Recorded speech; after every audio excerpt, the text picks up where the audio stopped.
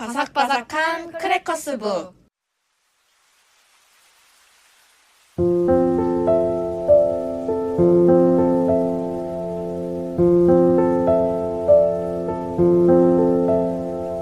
어디야? 닭똥집 먹고 싶다. 역에서 내려 빠르게 걸어도 10분은 가야 한다는 생각에 갑자기 피곤함이 더 크게 몰려왔다. 그 먼 거리를 언제 가?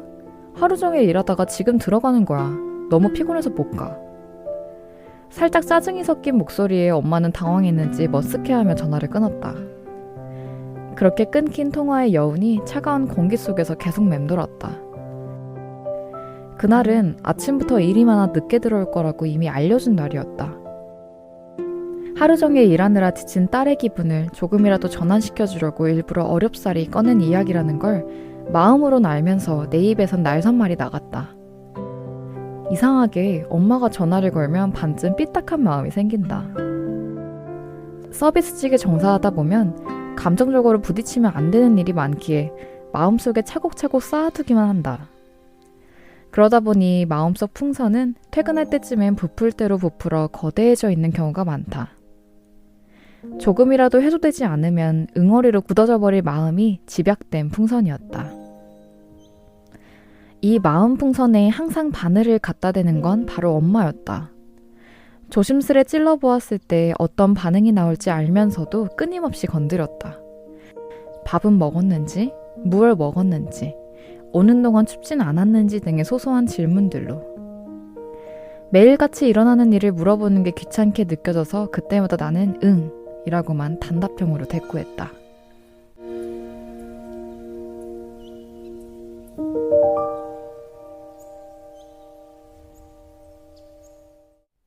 안녕하세요. 지연 작가입니다. 오프닝에서 29쪽 풍선과 바늘의 일부분을 읽어드렸는데요.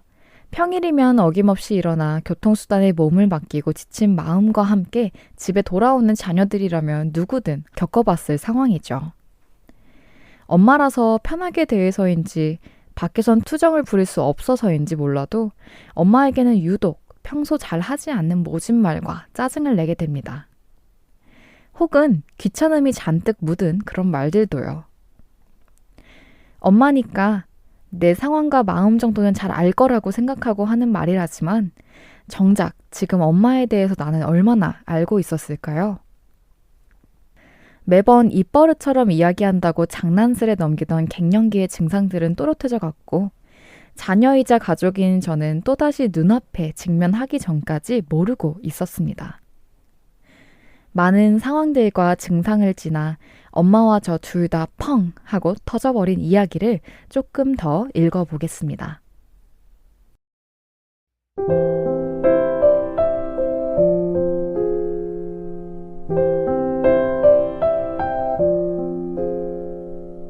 그 일은 정확히 석 달 전에 있었다. 대학을 졸업하고 생활비를 벌기 시작한 지 얼마 되지 않았던 터라 이것저것 돈 나갈 곳이 많던 때였다. 내 상황은 무시한 채 자신의 집에 살고 있는 만큼 합당한 돈을 내라는 명령에 가까운 이야기를 듣고 당시 엄마에게 굉장히 화를 냈었다. 그런데 그 일이 일어난 지 정확히 석 달 뒤 평범한 어느 날 갑자기 정면으로 스트라이크를 맞아버렸다. 엄마에겐 몇 달 전에 끝난 이야기가 아니라 진행형이었던 것이다. 잠시 뒤편으로 밀어두었을 뿐. 나도 짜증을 참지 못하고 똑같이 한껏 화를 담아 메시지를 작성해서 보내버렸다. 눈물이 차오를 때쯤 머리를 띵 하고 맞은 것처럼 내가 보낸 메시지가 눈에 들어왔다. 평생 안 볼 것처럼 서로를 할퀴고 그동안의 일들을 모두 집어던지는 흔적들을 보며 이게 다 무슨 소용인가 싶었지만 이미 때는 늦었다. 엄마, 나와봐. 연이어 6번 정도 불렀을 때 엄마가 벌개진 눈을 하고 째려보며 나왔다. 그 눈을 마주치자마자 갑자기 울음이 터져 5분 동안 말없이 서로 끄끄대며 울었다. 엄마가 눈물을 뜩뜩 흘리며 얘기했다. 서운했던 일은 맞는데 이렇게 크게 터져버릴지 몰랐어.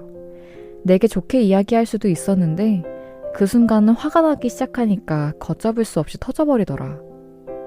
그런 내 자신이 제어가 안 되는 게 너무 힘들어. 내 마음대로 안 되는 게 정말 너무 힘들어. 갱년기라 그런가 봐. 부모와 자식 관계 속에서 단지 엄마라는 이유로 말하고 싶어도 밀어넣고 마음 한편에 쌓아둔 말들이 얼마나 많았을까? 더는 밀어넣을 공간조차 남지 않은 지경이 되어 일부분의 이야기를 가시돋은 듯 뱉어낼 수밖에 없도록 만든 내 행동이 부끄러웠다.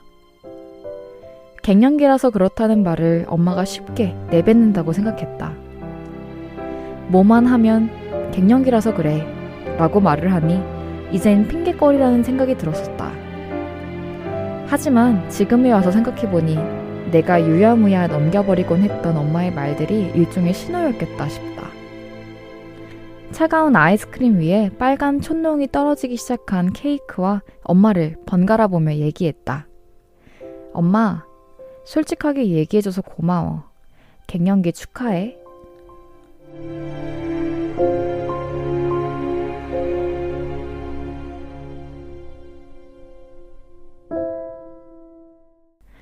이날 서로 얼마나 울었는지 몰라요. 열기에 녹아 생크림 위로 떨어진 촛농을 걷어내느라 결국 앙상해진 케이크를 마주하기도 했었어요. 많이 울고 또 많이 속상하기도 했지만 이후엔 그날 터져버려서 정말 다행이라고 생각을 했습니다. 엄마에겐 이 사건이 바늘이었을 수도 있겠죠. 본문 34쪽에는 갱년기에 접어들며 서서히 변화하는 엄마의 행동들이 일부 수록되어 있는데요. 귀찮아한다. 갑자기 짜증 수치가 90까지 도달한다. 가만히 있다가 난데없이 가구의 위치를 바꾸거나 모든 물건을 꺼내 정리한다. 등의 모습들도 있었습니다. 저처럼 이런 사건을 직면하며 크게 터지는 상황이 있을 수도 있겠지만 변화하는 모습들을 참고하면서 엄마의 변화를 조금 더 일찍 눈치채고 한마디의 말을 더 건네 같이 이야기를 나누기를 정말 추천드려요. 그냥 퇴근하고 와서 씻고 식탁에 앉아서 맥주 한 잔과 치즈 몇 조각과 함께 시시콜콜한 이야기들을 나눈다면 부풀어버렸던 풍선들이 서서히 줄어들거나 혹은 풍선이 보여질 수도 있다고 생각을 합니다. 함께하는 시간도 그리고 함께 이야기를 나눌 수 있는 시간도 노력해서 만들어야 하더라고요. 다음 주에는 갱년기를 같이 겪고 있던 가족 중 아빠와 동생에 관한 이야기를 같이 읽어보겠습니다. 오늘도 너무 수고 많으셨고 고마웠어요.